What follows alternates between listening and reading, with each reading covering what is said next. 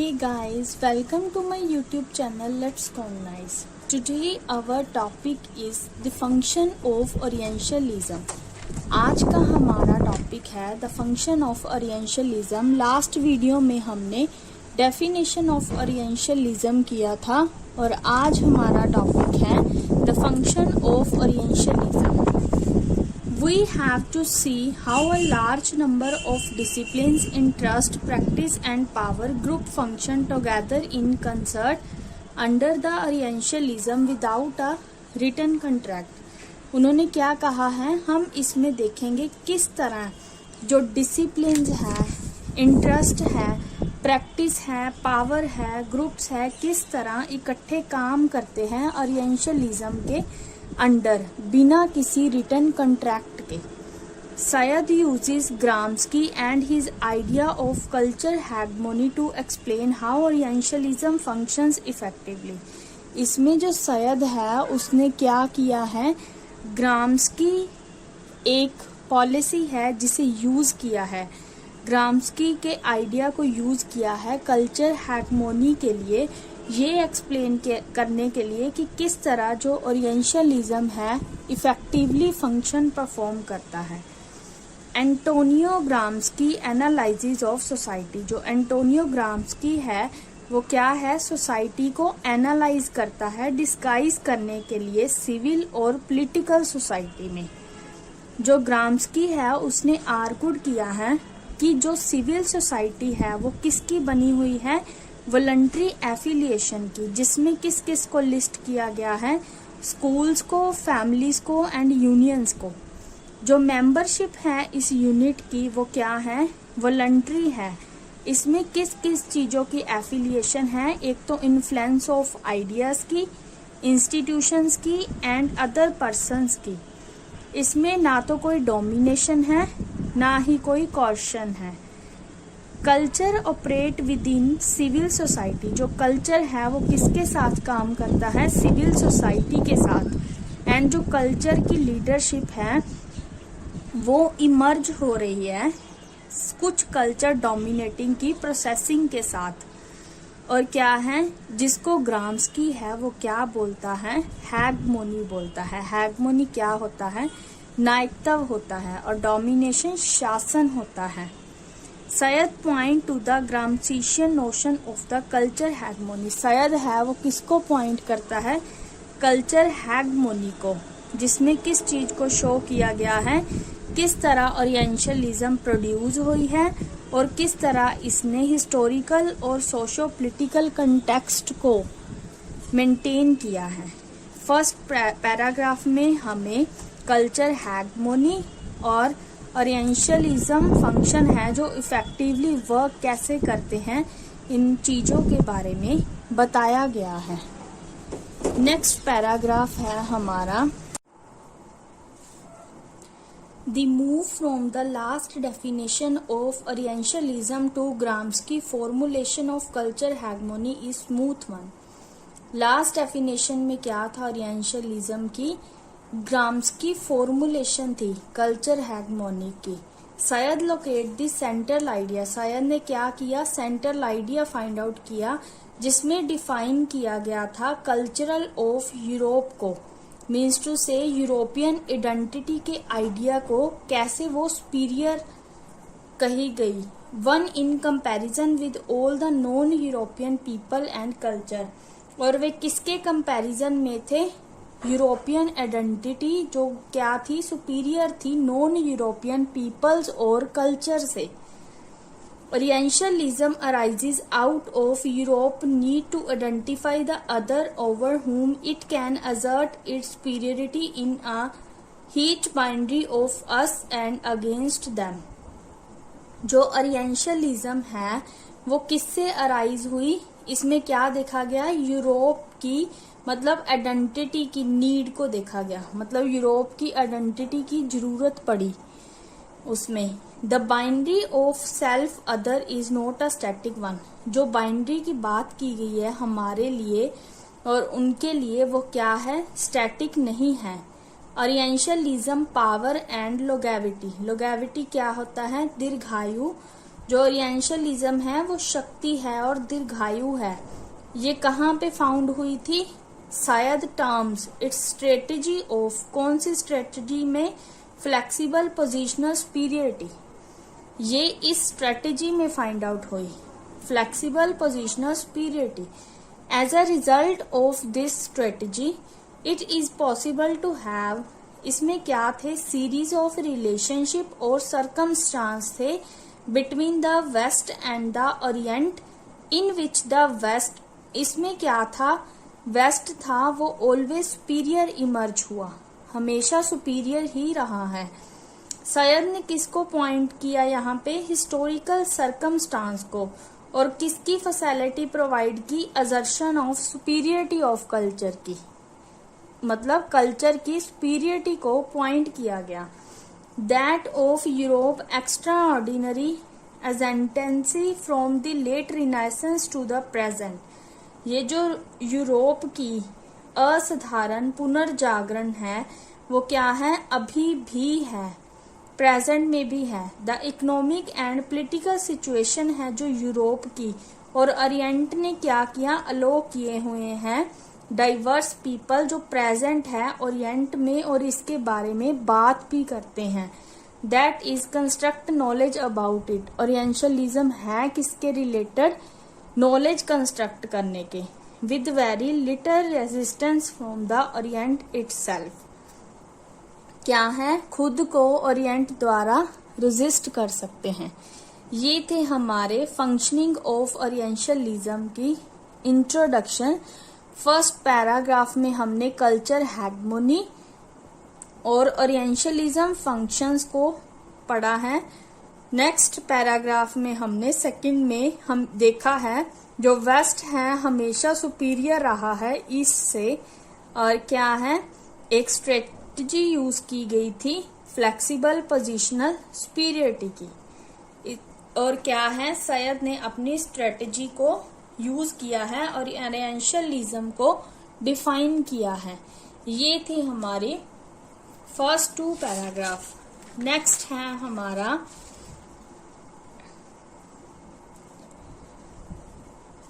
The linguistic appeal of Orientalism lies in the range of occupation, discipline and institution is able to catalog in its examination of the complex multi-layered formation of the field। इसमें क्या है? Linguistic के लिए appeal की गई है orientalism को, जो किस में लाइज करती है? रेंज ऑफ ऑक्यूपेशंस में, डिसिप्लिन्स में, इंस्टीट्यूशंस में, जो किसके लिए एबल है? एग्जामिनेशन ऑफ द कम्प्लेक्स के कैटालॉग में और मल्टी लेयर्ड कैटालॉग में। इसमें किस किस चीजों की फॉर्मेशन होती है? साइंटिफिक की, स्कॉलर्स की, मीन्स टू से नॉलेज कंस्ट्रक्ट होती है। किनकी? साइंटिस्ट की, स्कॉलर्स की, मिशनरी एंड ट्रेडर की और सोल्जर्स की। इसमें क्या है? काफी पीपल्स की लिस्ट बनाई गई है जिसमें कौन कौन से इंक्लूड है। एक तो साइंटिफिक एंड इंटेलेक्चुअल परस्यूट होता है धर्म, मतलब साइंटिफिक और इंटेलेक्चुअल धर्म के। Religion, business and the military occupation that are not usually seen in relation with each other as sharing common ground. मतलब ये जो है पीपल, उन पीपल्स की लिस्ट है जिसमें ये देखने को मिला है कि ये एक दूसरे के रिलेशन में नहीं होते, मीन्स टू से कॉमन ग्राउंड शेयरिंग में।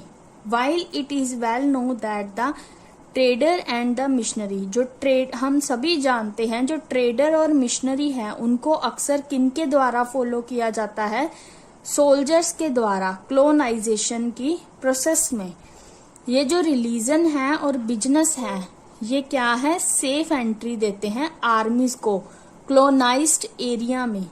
ये जो आइडिया है मीन्स किसके लिए है? हम सभी क्या है? हमारा कॉमन गोल क्या है? ओरिएंटलाइजिंग का, मतलब इकट्ठे काम करने का, नॉलेज को कंस्ट्रक्ट करने का। इसकी मेन हेडिंग क्या है हमारी? Orientalism traders.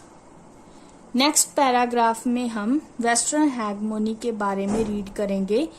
The emerging theory of Mankind, जो मैनकाइंड की थ्योरी इमर्ज हो रही है और यूनिवर्स किस में पाया जाता है? एंथ्रोपोलॉजी में। एंथ्रोपोलॉजी क्या होता है? मनुष्य जाति का विज्ञान। Sociology, linguistic, race and history are catalogued and documented further by Said. Said के द्वारा क्या है? एंथ्रोपोलॉजी, सोशियोलॉजी, लिंग्विस्टिक, रेस और हिस्ट्री को डॉक्यूमेंटेड किया गया है। Post colonial theory has examined in detail.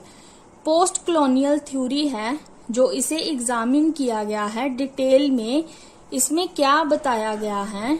How each of this disciplines and the theories that emerge from their academic research, की जो डिसिप्लिन्स है और थ्योरी है किस तरह से एकेडमिक रिसर्च से उभर रही हैं। इसमें क्या है? फंक्शन है जो इनको सपोर्ट करते हैं और जस्टिफाई करते हैं कॉलोनाइजेशन को, while maintaining their sanctity as pure a political scholarship.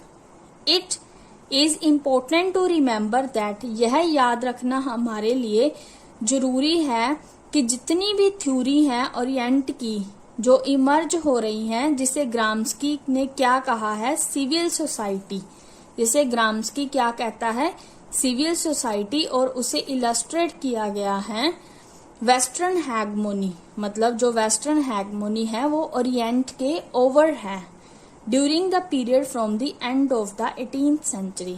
Means to से 18th सेंचुरी के एंड में जो वेस्टर्न हैगमोनी है वो ओरिएंट के ओवर है।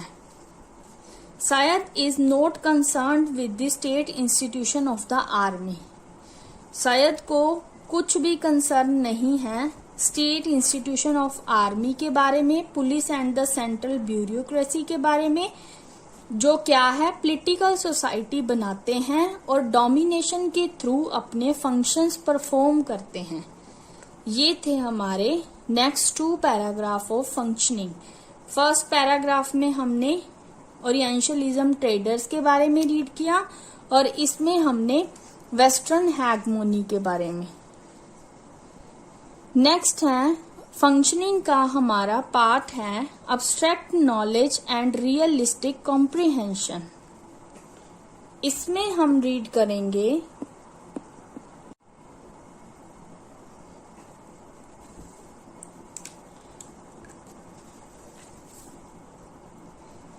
We discern a few gaps in Syed theoretical mapping of division in the contemporary world. जो division थी सैयद थ्योरेटिकल मैपिंग की वो किसके अंडर थी? किसके अंदर थी? कंटेम्पोरेरी वर्ड के। Said is able to bring in such an impressive array of socio political institution in the study of orientalism. जो सैयद था वो क्या ब्रिंग करने में एबल था? क्या लाने में? सोशो पोलिटिकल इंस्टीट्यूशन किसकी स्टडी के लिए? ओरिएंटलिज्म की स्टडी के लिए। Because he show scant respect for the self-perceiving boundaries they have drawn around them in academic study and research. क्योंकि वो क्या है? रिस्पेक्ट करता था सेल्फ प्रिजर्विंग बाउंड्रीज की, जो क्या था? उल्लंघन किया गया था एकेडमिक स्टडी एंड रिसर्च में।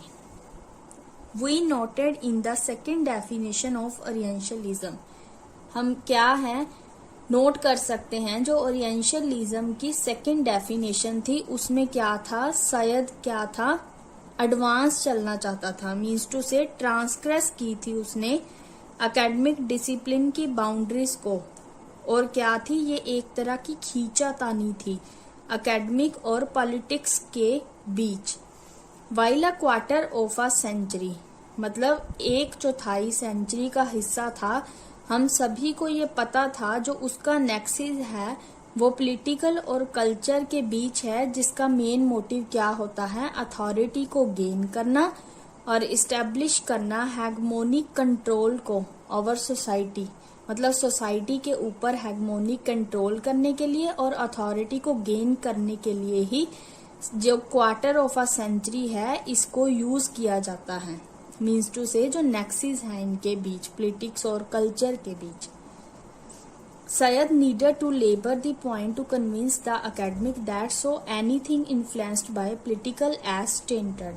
सैयद ने क्या कहा कि हमें काफ़ी लेबर की ज़रूरत है एकेडमी को कन्विंस करने के लिए और ओरिएंटलिज्म की स्टडी करने के लिए। इसमें क्या है, अब्स्ट्रैक्ट नॉलेज और रियलिस्टिक कॉम्प्रिहेंशन में हमें यही बताया गया है। In Said the distinction between pure and political knowledge is an extremely tremulous one. इसमें सैयद ने क्या है डिफरेंस बताया है प्योर और पॉलिटिकल नॉलेज के बीच। Said spend the time and effort, Said ने क्या है काफी टाइम और एफर्ट यूज किए हैं इस्टेब्लिश करने के लिए इस फैक्ट को। किसको, प्योर और पॉलिटिकल नॉलेज के डिफरेंस को। उसने क्या है डिफाइन किया है ओरिएंटलिज्म, मीन्स टू से जो ओरिएंटलिज्म है वो स्टडी किस किस की है, पॉलिटिकल एंड कल्चर की, इंपीरियलिज्म एंड कल्चर की, और जिसमें जो कल्चर है वो किससे बिलोंग करता है, रिलम ऑफ प्योर को, एकेडमिक नॉलेज को, and politics to the world of a power और एडमिनिस्ट्रेशन को। इसमें क्या है सब कुछ कॉमन है। जो ओरिएंट है वो क्या है, विलफुल है, मतलब अपनी इच्छा से ओरिएंट कुछ भी कर सकता है। Man made construct Said first need to discuss, इसमें सैयद ने सबसे पहले किस चीज की जरूरत बताई है, किस तरह नॉलेज को कंस्ट्रक्ट करना है, हमें ये जानना है। आई होप आपको ये दोनों पैराग्राफ अच्छे से समझ आ गए। और नेक्स्ट पैराग्राफ में सैयद ने हमें बताया है, सैयद ने क्या है आउटलाइन की है जो डिस्टिंक्शन बनाया गया था एकेडमिक और ह्यूमैनिटी के बीच, और जो आइडियोलॉजिकली साइंस है जैसे इकोनॉमिक, पॉलिटिकल एंड सोशियोलॉजी, इसमें डिफरेंस बनाया गया। In the case of the former and humanity, जो एरिया है स्टडी का वो क्या है कंप्लीटली डिवोर्स्ड है पॉलिटिक्स से। इसके इरेस्पेक्टिव क्या है जो एकेडमिकन पॉलिटिकल लॉयलिटीज हैं वो क्या है, हमारी जो आइडियोलॉजी है स्कॉलर का उसे क्या है बुना गया है। मीन्स टू से ये जो सारी बताई गई है उन्होंने, जो ह्यूमैनिटी है, एरिया ऑफ स्टडी है, डिवोर्स्ड है पॉलिटिक्स से, और जो एकेडमिक पॉलिटिकल लॉयलिटी है, आइडियोलॉजी ऑफ स्कॉलर है, रिसर्चर है, इन्हें क्या है एक तरह से एकेडमिक में बुना गया है। हाउएवर बोथ दीज स्ट्रीम, ये दोनों स्ट्रीम क्या प्रोड्यूस करती हैं, ट्रू स्कॉलरशिप को, जो किसके द्वारा अनटच है, पॉलिटिकल बिलीफ और सोशल और क्लास पोजीशन के। सैयद ने यहाँ पे क्या एक्सप्लेन किया है, कंटेक्स्ट विद अदर टेक्स्ट, जिसमें क्या है इंटरटेक्सचुअली का आइडिया लाइक किया गया है।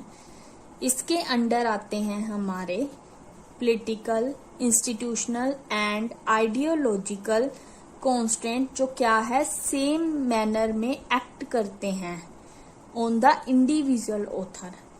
जो डेफिनेशन है ये किन के लिए इम्पॉसिबल है, यूरोपियन और अमेरिकन के लिए, जो ओरिएंट की स्टडी तो करते हैं बट वो किससे बिलोंग रहते हैं, पावर के।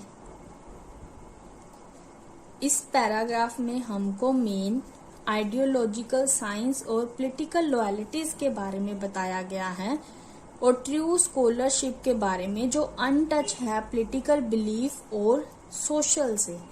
और हमें डेफिनेशन बताई गई है, पॉलिटिकल है, इंस्टीट्यूशनल है और आइडियोलॉजिकल कॉन्स्टेंट है वो क्या है सेम मैनर में काम करते हैं।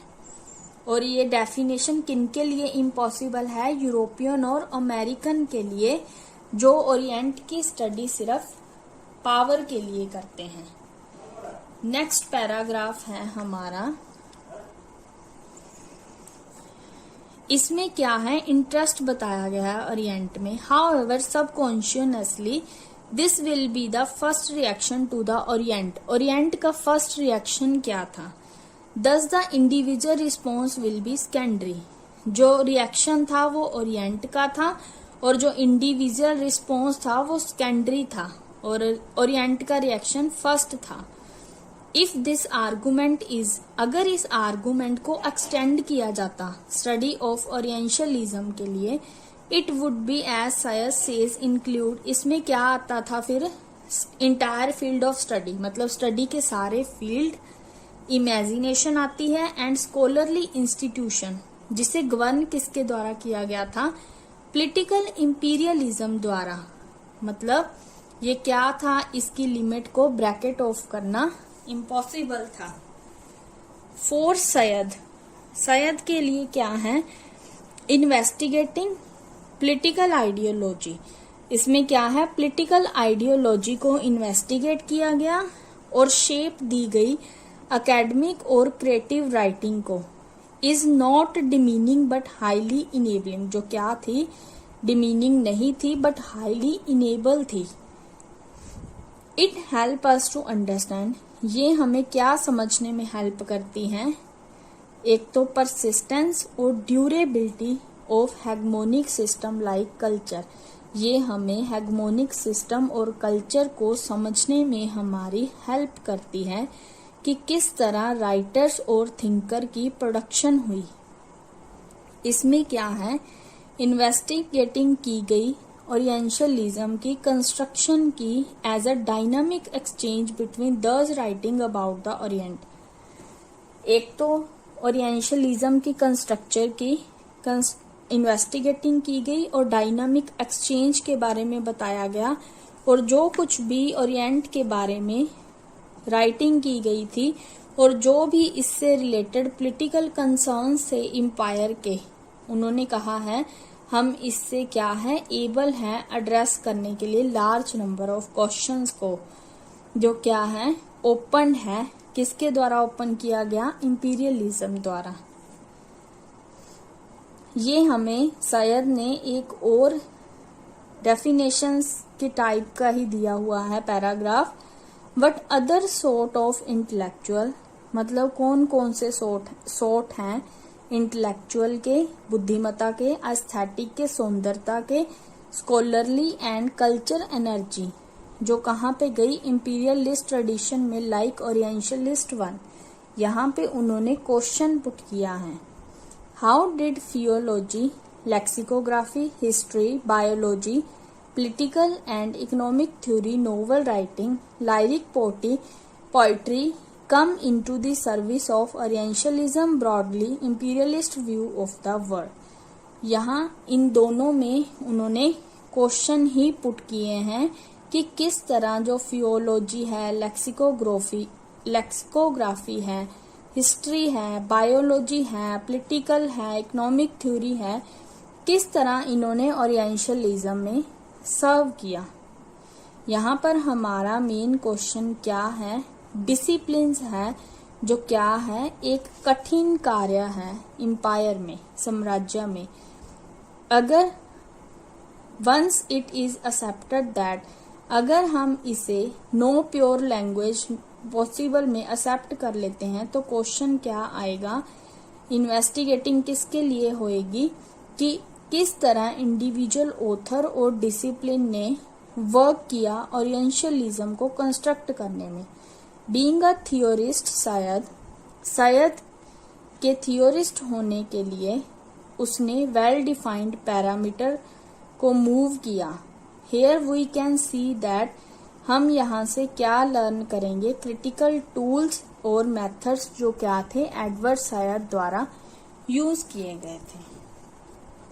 इसमें क्या है, मेंस तो पॉलिटिकल आइडियोलॉजी के बारे में बताया गया है इन पैराग्राफ में हमें, और क्या है, हेगमोनिक कल्चर्स के बारे में बताया गया है, और ओरिएंटलिज्म के डायनामिक एक्सचेंज के बारे में। इसमें आप इम्पोर्टेंट हेडिंग्स लिखकर पूरे पैराग्राफ को एक्सप्लेन कर सकते हो। और नेक्स्ट है, हमसे क्वेश्चन पुट किए गए हैं। आई होप आपको ये फंक्शंस हैं जो ओरिएंटलिज्म के अच्छे से समझ आ गए। तो नेक्स्ट वीडियो में मैं आपको मिलूंगी सैयद मैथोडोलॉजी को लेकर। Thank you guys, bye bye, have a nice day, please subscribe this channel.